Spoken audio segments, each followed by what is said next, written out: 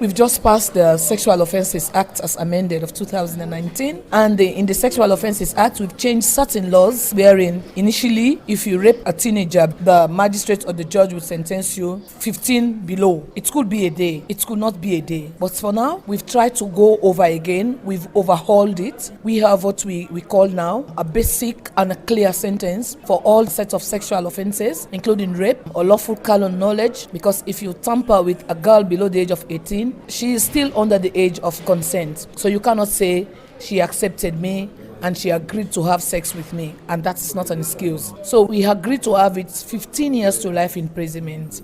That brings me to the next question. 16 days of activism. It's happening mainly in Freetown here. How does this message or this theme resonate in and around the country? In Parliament, because we are a renowned and a robust Parliament, the Parliament is so agile, so active, so we are very conscious and we are curious to protect our girls. So what we are doing tomorrow, as a caucus, female caucus to be specific, we are marching in the streets of Freetown tomorrow. The march will start from Kingston Bridge, we'll come to the Cotton Tree, we'll see the women at Shaka Stephen Street, we'll go down PZ to Abacha, and we'll come to Parliament. We want to send a message to them that if you educate a girl, you've educated the whole nation. We are just 16 in Parliament as women, but I want to assure you listeners that with us 16, we are here to make a change, and we are making the change. Some of us are fierce debaters, some of us are doing it in a way that nobody will think it will happen, and we've already asked ourselves to invite 2 people from our constituencies, the constituency chairperson and 1 youth woman. So we've accepted they will come tomorrow, they will join us. You spoke about the fact that Parliament has just passed the amended Sexual Offences Act of 2019. Some parents that we spoke to did not even know about the existence of this law, and authorities, they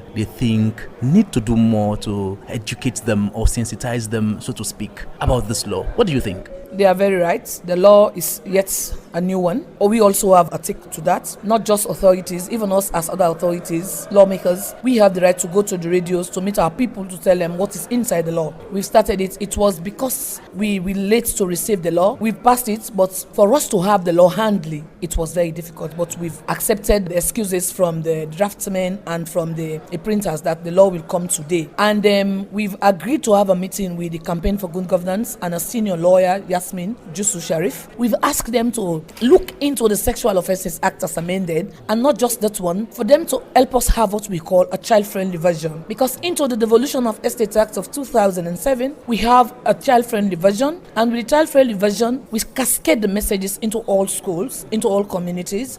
And I want to assure you that devolution, estate, the registration of customary marriage, and the other acts, they were so very common to the last man in the very last acquired village. So we want to make the Sexual Offences Act as amended a very readable, a very touching one, and a very reaching one. So you are the chairperson for the Gender Committee in Parliament. Parents that we spoke to also raised the concern that sometimes when issues of sexual violence might have happened, compromise usually comes in. What would be your message to parents that will be listening to you now? Issues of sexual violence, rape, and the issue of compromise. Parents, we are not threatening you, but we are telling you what the law says. And this time we are ready to work in full consonant with the law. The law says, the Review Act says, if you sit to compromise a child's case, you will be sent to jail for 10 years imprisonment. And if you are unlucky, we'll send you to jail and we'll peg a fine on you. So for that reason, Zainab is educated. Zainab is talking to you in English and will talk to you in Creole and whatever language, and even in Temne, because I can read and write Temne. I'm a linguist. Because I'm educated,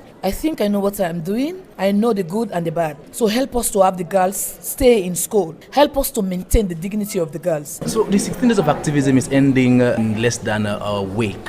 What impact do you think this will create in the lives of girls, especially when we talk about sexual violence, rape, and the issue of girls not being sent to school or being made to be vulnerable in different communities? I want to believe this 16 days activism is not just the business of Parliament. We've seen organizations that are working in human rights position, activists. They are doing their own part in various schools. ActionAid, Campaign for Good Governance. We are seeing a World Vision, and all of these organizations, they are all coming together for them to have what we call a sensitization from the start of the 16 days activism. It will end on the 10th, and we want to assure the people that we'll have what we call a podium again for women of parliament to talk to them. We'll have a podium maybe at the AYV or with even your radio or your TV. All of the 16 women will sit and talk to you, my people. We are here to represent you, and representation means talking to you, telling you what is happening in Parliament. So please join us as we end the 16 days activism. Join us in maintaining the girls in schools. Join us in protecting the future of Sierra Leone. Girls are the future of this country. Join us in seeing Sierra Leone, especially women, sit in position of trust